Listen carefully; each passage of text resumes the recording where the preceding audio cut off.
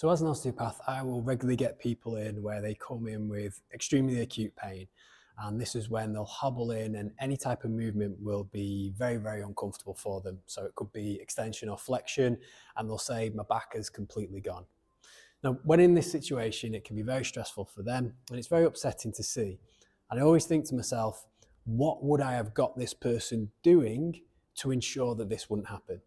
Now, obviously, we can't prevent everything because of lots of different factors, but today I'm going to go through 3 exercises you can do at home with no equipment, which is what I'd want everyone to do as a staple of preventing lower back pain.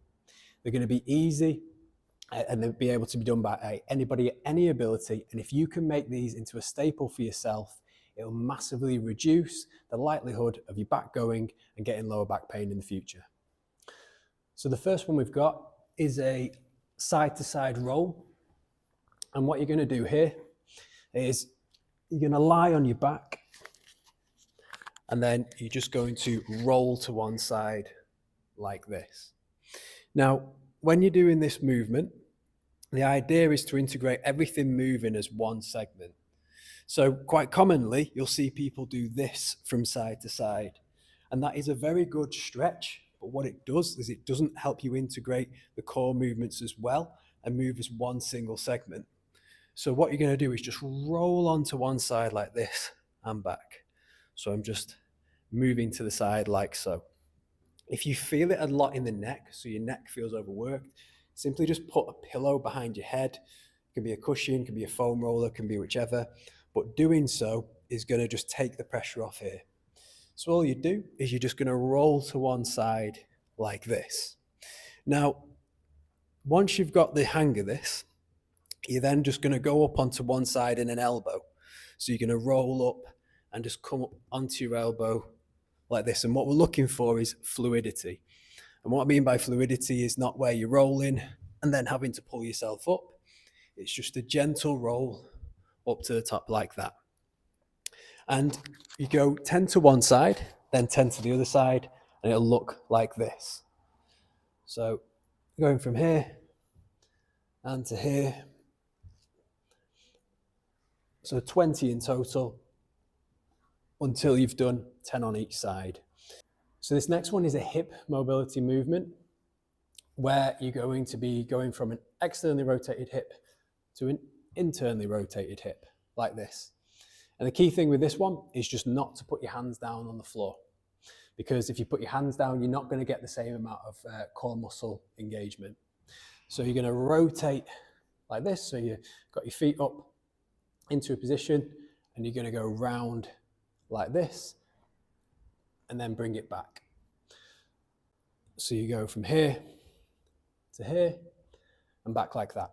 Now, the key thing here is that as you pick this hip up and it comes off the floor, so your foot's not on the floor, you have to engage these muscles and pull yourself up. And this is going to get things like your QL, your obliques, and strengthen them. But the important thing is, as you engage here, you're going to stretch the ones on the opposing side. So that's a really key component of it. So going like this. You do 10 on one side and then 10 on the other side. Try not to use your hands. So you're going to rotate like that. If you have any pre-existing knee issues, so that is a lot of strain on your knee, simply bend your knee like this, go from here, and then go like that. So in other words, don't have your knee as aggressively bent and just move from side to side. So you'd go like this to that, from here to here. Again, if your knees are absolutely fine, you'd hold this position, go right the way round, and then up like this. The final one is an assisted side plank. So all you do with this one is you're just lying on your side. You got this arm supporting the shoulder, this hand's on the floor, this knee is on the floor as well. So side lying, and you're just going to pick your hips up like that and back down. Picking the hips up and back down. So you just lift. Now as you're lifting, you're going to push this knee into the ground. So I'm stable here, I'm going to push the knee into the ground and back up. The reason for this is that you lift and then eventually go into that position as if you're getting yourself back up. But what you do here is just push up, knee goes down, hips go up. If you find that too easy or you want to advance it, you just take this leg off and go like so, eventually to the point where you don't have your hand up. So it's just that lift up in that direction. So that would be, again, doing 10 on this side, spin round, elbow down, knee down, hand in that position. This is the easiest version, so just lift. This makes it harder. And then finally, the most advanced one is this one. I would always start with the easiest one first and build up. We have 3 different options depending which one you find easiest. So this is something you could very easily turn into a movement flow. So in other words, something you start your day with. You can wake up, set 5 minutes to the side, do some breathing, and then do this. And you'll notice that everything just feels a lot looser and a lot nicer. And if you make this a staple, again, it goes a long way to reducing the likelihood of encountering that lower back pain, because you're keeping everything mobile, but you're keeping it strong as well.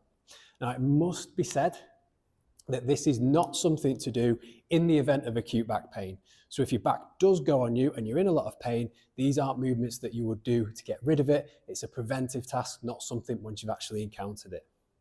If you found this video really useful, please drop it a like. If you've done the exercises, notice any improvement, comment below on what you notice. And as always, if you really enjoy the Apex videos, hit subscribe. It'll keep you up to date with all the latest releases.